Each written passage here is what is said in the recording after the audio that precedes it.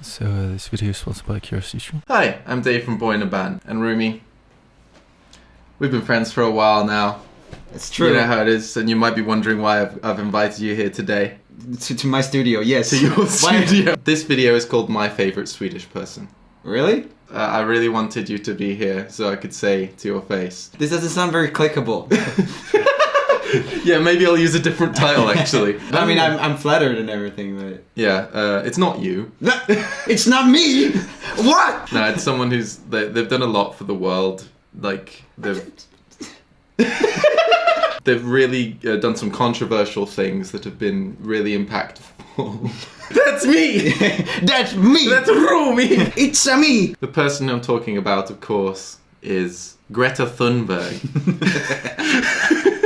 I haven't actually done too much research into what she's done. I've just heard the basic idea, and I thought it was a super interesting story. This young girl, I think she was like 14 or something, we'll check that in a second, but she stayed out of school deliberately and protested against the Swedish government not doing enough to combat climate change. And this has sparked like a global movement.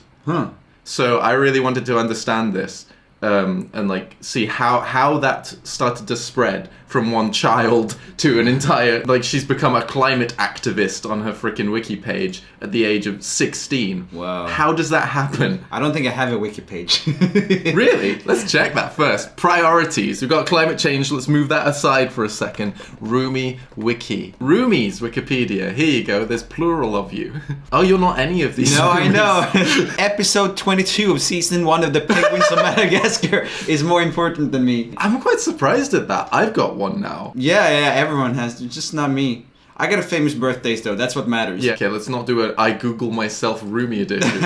So we're gonna look into what this whole story is. She's done a TED Talk now, and the speech at the UN. Jesus. This all these people being nice to a kid, surely. What does she have to say at the UN? I know I'm being mean right now, but like, come on, this is posturing. It could be. Like, maybe she's bringing up some important points that she's done research on that the UN isn't. I mean, kids can just research just as well as anyone. Yeah, I want to give her the benefit of the doubt. Yeah, okay. Yeah, sure. I'm the bad guy in this video. No, it's good to have the contrary. You can be the devil's advocate. You should make a series on that stuff. Yeah. Greta Thunberg. So how do you pronounce it, Swedish boy?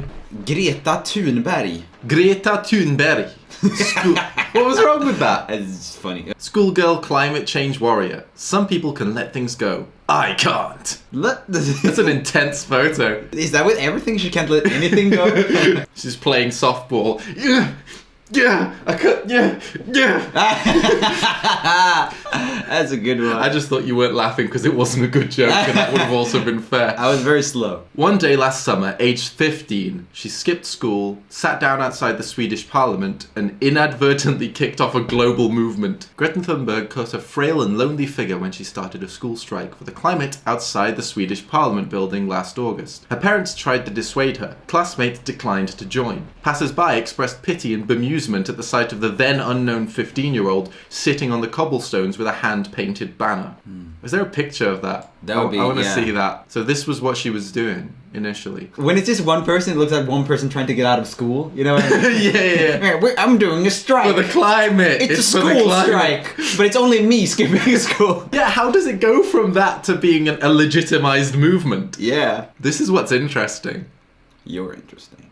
Oh. 8 months on, the picture could not be more different. The pigtailed teenager is feted across the world as a model of determination, inspiration, and positive action. National presidents and corporate executives line up to be criticized by her face to face. Oh, come on. Yeah, I think you might be right with, why would presidents go up against someone they think is actually going to cause them some kind of trouble? Why is it her and not like a researcher? You know what I mean? Oh, like a corporate executive. It's like McDonald's CEO. Like, oh yeah, criticize me, Greta. Greta, can you please criticize me? I don't know. It's a lot more sellable when you've got a child at the front of this, isn't it? Yeah, I get it. But like, that's an important thing to keep in mind. If you want to have an impact on the world, you've got to understand how human psyche works. Isn't that very common, like in America, that you make your kids do the political stuff? I think I saw like something that was obviously set up by the parents. It was like an anti-abortion strike, and it was like all kids like, don't kill our little brothers and sisters, and that kind of stuff. Yeah, that's kind of exploitative. This seems pretty already like from her though, which is a little more legitimate. She started it, and now people are kind of posturing with her. Right. In fact, her parents were against this, according to this. I'm going to click X for doubt, but I'm okay. The Guardian has seemed relatively legitimate as a source in the past, but we'll see. I mean, I'm not saying that the parents haven't said it. I'm very cynical right. So sometimes. the parents might be... Yeah, but That's possible. It's whatever. I think it's good to be cynical about stuff like this. Don't just... At least you're here as being the positive guy and not just the asshole, so we can do that. On the 15th of March, when she returns to the cobblestones, as she has done almost every Friday in rain, sun, ice and snow, it will be as a figurehead for a vast and growing movement. The global climate strike this Friday is gearing up to be one of the biggest environmental protests the world has ever seen. It's more than 71 countries and more than 700 places and counting. So that the scale of this is pretty big. Painfully introverted, slightly built nobody. Walking at 6 a.m. to prepare for school and heading back home at 3 p.m.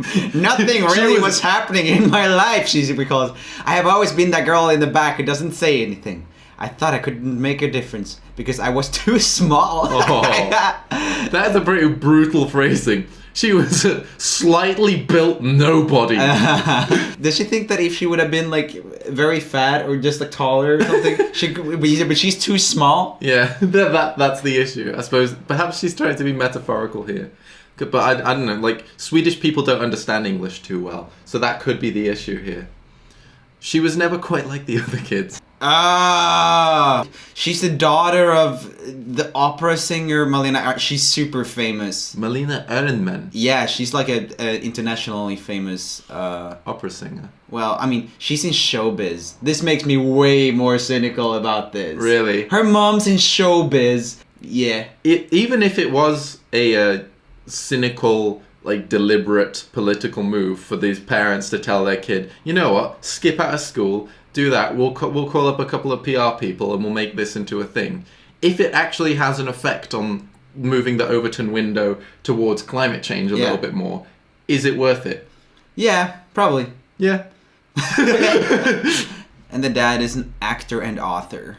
And he's named after a Nobel Prize winning scientist.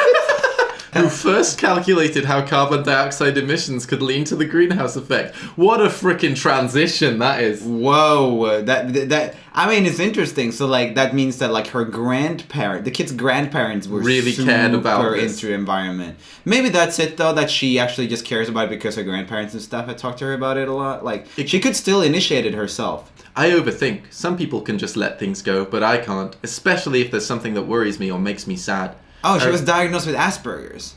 Oh, yeah. Oh, yeah, that makes sense, I think. I don't know. How does Asperger's work again? Well, some people can't let things go, I think, is one of the things that can be an Asperger's thing. You get kind of obsessed with one topic.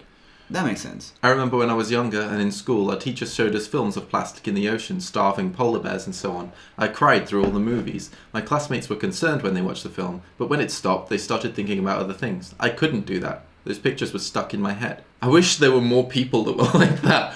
That's like an extreme level of empathy. But it is interesting, because that must mean that nothing in her life up until that point stuck in her head as powerfully as the image of plastic in her sea and starving polar bears. Had she never watched the news and seen war or something like that? Yeah, that's interesting. Because she could have been protesting against anything. I think a lot of people empathize more with animals than they do with humans. That could be it part seems of pretty it. common. I remember, I was very obsessed for a long time. I was actually going to make that my job, but for a real long time I was obsessed with, like, you know, the PR pictures of, like, you know, starving children in Africa, that kind of thing. So I was I did 2 years of political science and I wanted to work with charity, and that was like based on kind of like a childhood thing of like seeing a lot of like starving kids and stuff on TV. So I think that kind of thing can really impact you, especially if you're young when you see it. What changed for you then? If that really impacted you when you were young, seeing all these starving kids, when did you stop caring about the starving kids and think, I'm going to be a singer on YouTube? Well, I think what happened was I did that education stuff and I met a bunch of people who wanted to do that stuff, who were more interested in the technicalities of it than I was. And I was like, oh, there's a limited amount of jobs within the sector and these people like will do better than me at this. So I was like, I should do something that I can do every day and be like really into. Passionate about. Yeah. Right. That's very reasonable. She has come to accept this as a part of who she is and made it a motivating force instead of a source of paralyzing depression.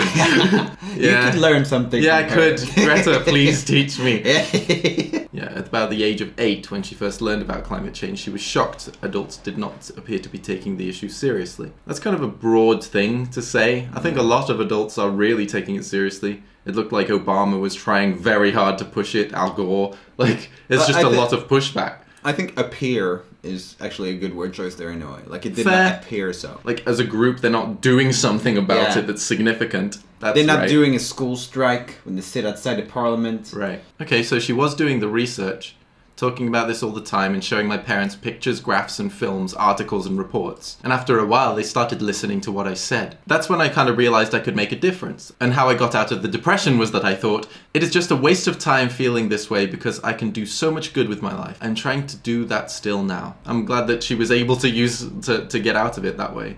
Some people don't think that logically. Yeah. Her remarkable powers of persuasion. Her father became a vegetarian. Woo! Nah, that's cool. That's something, Jesus. Yeah, no, it really is. I haven't made anyone vegetarian. I encouraged my mom to go vegan. Did she? Yeah. Would have been funnier if you said no. Yeah, it would have been. The first day I sat alone from about 8:30 a.m. to 3 p.m., the regular school day, and then on the second day people started joining me. After that, there were people there all the time. That's cool. Well, I suppose that's part of the way to legitimize it a bit. She is literally just sitting down for however many hours. How many people do you think did it to get off of school? I'll bet there were a few. I would probably do it partly to get out of school, honestly. If I had the opportunity, I would 100% do that to get out of school. Yeah. Unless I would get a detention. I was a real teacher's pet. She had previously been diagnosed with selective mutism. Wow, that's even more impressive than Christ. So she did a talk anyway about it? She did a speech in front of thousands of people at this climate march rally after having been diagnosed with selective mutism. What's selective mutism? Complex childhood anxiety disorder characterized by child's inability to speak and communicate effectively in select social settings, such as school. These children are able to speak and communicate in settings where they are comfortable, secure, and relaxed. So yeah, she would not be comfortable, secure, and relaxed, I would imagine, in this circumstance, but she was able to push through it. Despite her family's concerns, she delivered the address in nearly flawless English. I want to see this address. I want to see what she messed up. Which words did she do badly? What? Yeah, and then we can laugh at her. Yeah. And then we pause and laugh at her. Fucking bitch. They talk about almost anything except from the climate crisis. Many people are trying to make the school strikes a question of whether we are promoting truancy or whether we should go back to school or not. They don't want to talk about it because they know they cannot win this fight, because they know they haven't done their homework. But we have. Nice. That's a good line. Yeah. If she wrote that, that's a solid zinger. So people with selective mutism have a tendency to worry more than others. And she said to the leaders, I don't want you to be hopeful. I want you to panic. I want you to feel the fear I feel every day. And then I want you to act. This little freaking 15-year-old girl. I want you to act to all these billionaires. Christ. From now on, I'm going to just see this child and imagine screaming anger. Yeah. Oh, here it is. I don't want you to be hopeful. I want you to panic. I want you to feel the fear I feel every day. And then I want you to act. I want you to act as if the house was on fire. Because it is.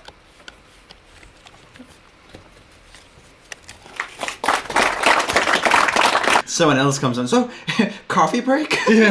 Although Thunberg believes political action far outweighs individual changes to consumer habits, she lives her values. She is a vegan and only travels abroad by train. Yeah, that's 0.00001% of the problem. Yeah. But like so much of it is huge industries which will not be affected by individuals' change, like unless it's on a insane scale, and there's been no method of triggering that kind of cultural change yet. I think transport is the worst, actually, right? It's over just like transporting stuff. I think is the biggest. On social media, there have been other crude attacks on Thunberg's reputation and appearance. And appearance? Yeah. Because she's a small girl. Yeah. Already familiar with bullying from school, she appears unfazed. I expected when I started that if this is going to become big, there's going to be a lot of hate. She says, it's a positive sign. I think that must be because they see us as a threat. That means that something has changed in the debate and we are making a difference. Agreed. Let's look at the TED Talk.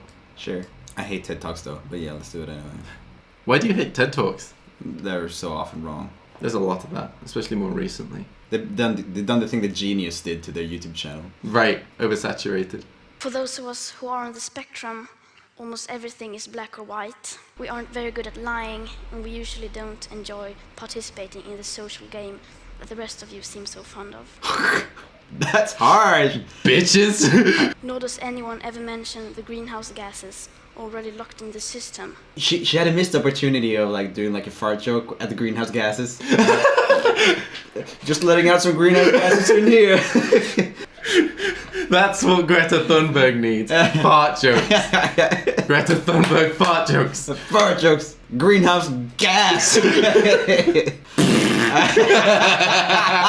Sorry, the 30-year-olds will now continue to listen to the 16-year-old discussing climate change After doing some fart jokes. That means that rich countries need to get down to zero emissions.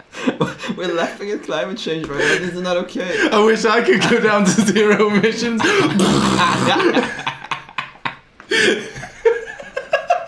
We're very likely gonna die. I actually need to fart now. Pull my finger for the greenhouse gas. Oh my god, it smells.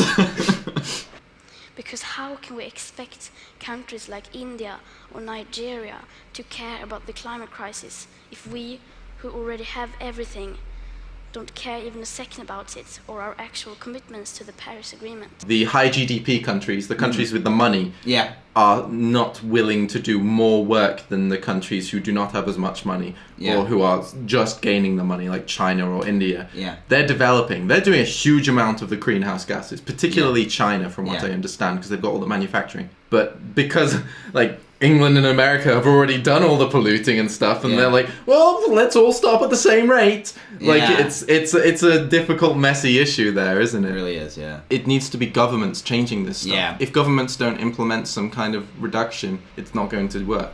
It's the big industries that are doing this. So people need to care enough to tell the government that that's what they will vote based on. There's another meme that comes to mind. I love this meme. What if we're past the tipping point and we've created a better world for nothing?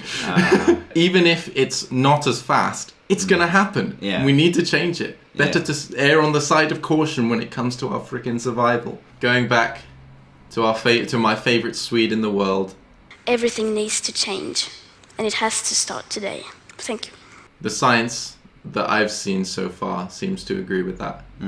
If you want to avoid dying, drop out of school. Cheers for watching and have a nice day. Bye. Mate, you're back! Hello there, Davo. I was just finishing this video. Have you heard of fucking space? Yes. Mate, I hadn't, and it's well big. Bigger than you. Wait, how could you not have heard of space? I just never thought about it, mate. I've thought about front, back, left, right, but up.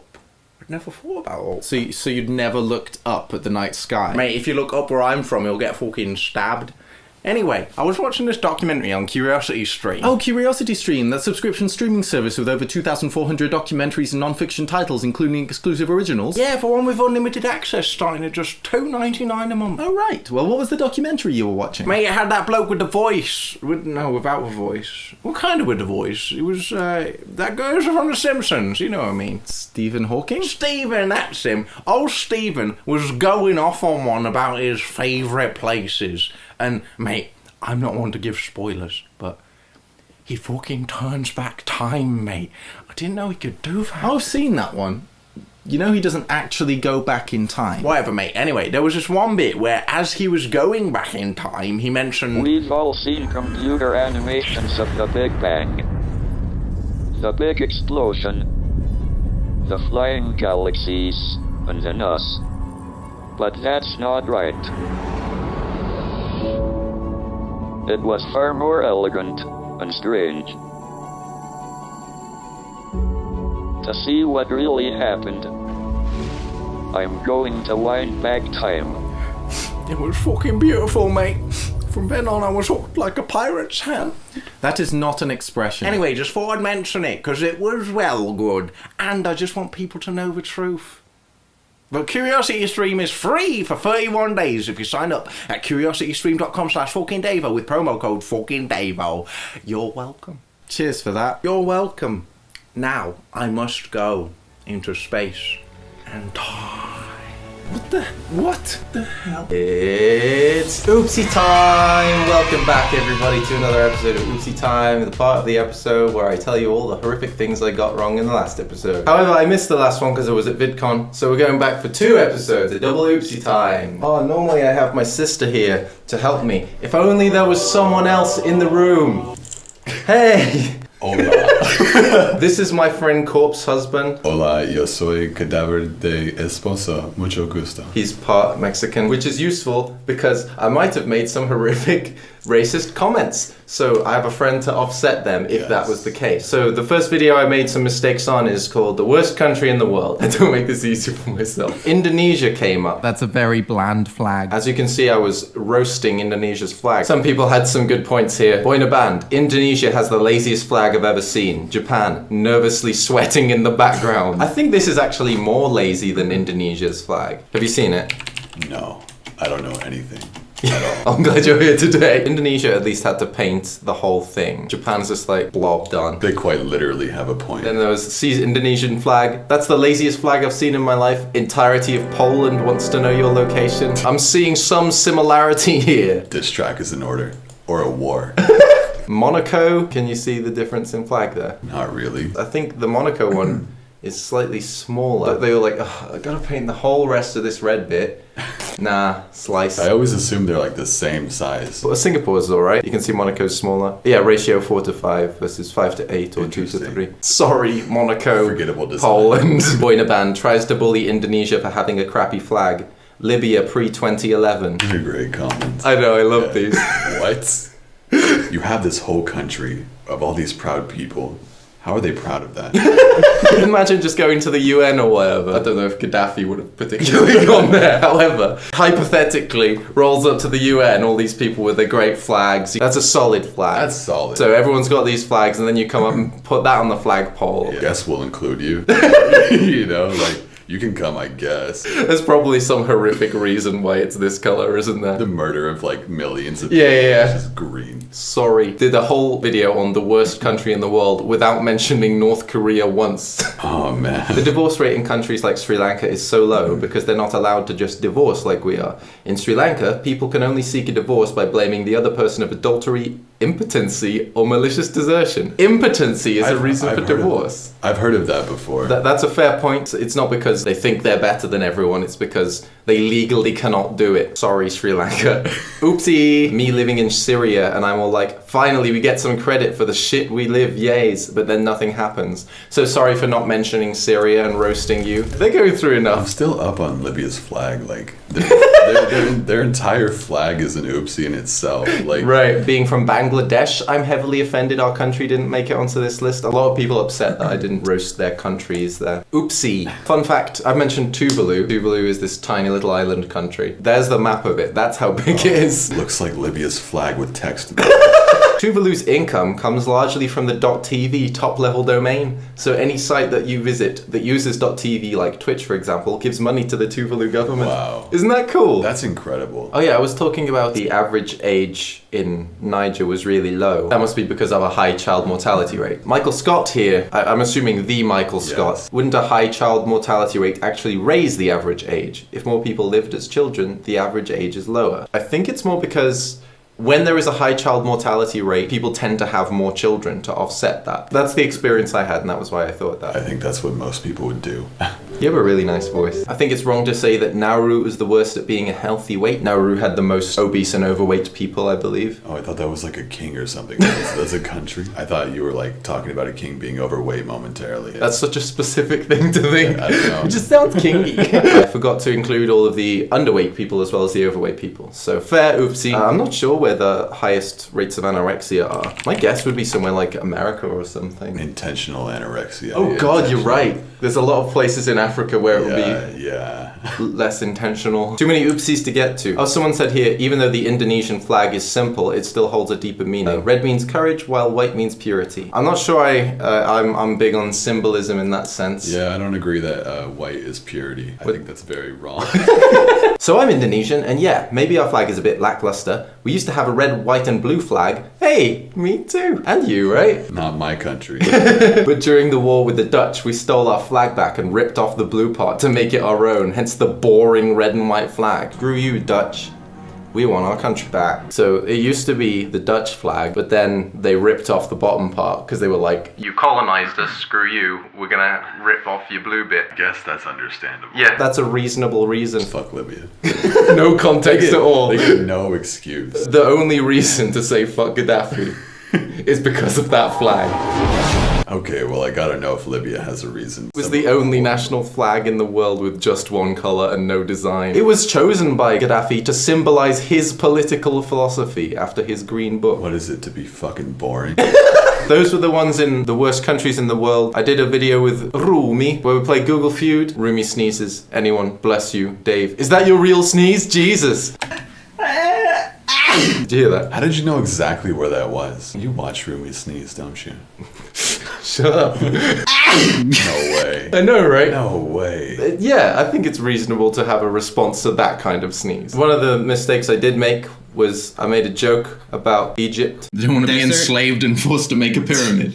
I don't know. That's hilarious. Yeah, thank you. My 6,000-year-old references. Apparently it's not a 6,000-year-old reference. And also, it was not slaves that built the pyramids, supposedly. It was well-paid engineers. No, it wasn't. Apparently, it wasn't 6,000, closer to 4,500, 5,000 round. Rooted firmly in popular imagination is the idea that the pyramids were built by slaves serving a merciless pharaoh. But graffiti from inside the Giza monuments themselves have long suggested something very different. How do you incentivize that many people? I guess if you're literally the ruler of everything and you can have them killed. There's also the incentive of like, this is a huge monument that people are building. Nothing has ever been built on this scale, so it's exciting for the engineers. That's a good point. That would incentivize me a little bit. Right, it's like, hey, do you want to build this big ass thing? It's gonna be fucking sick. Fuck with your vision, bro.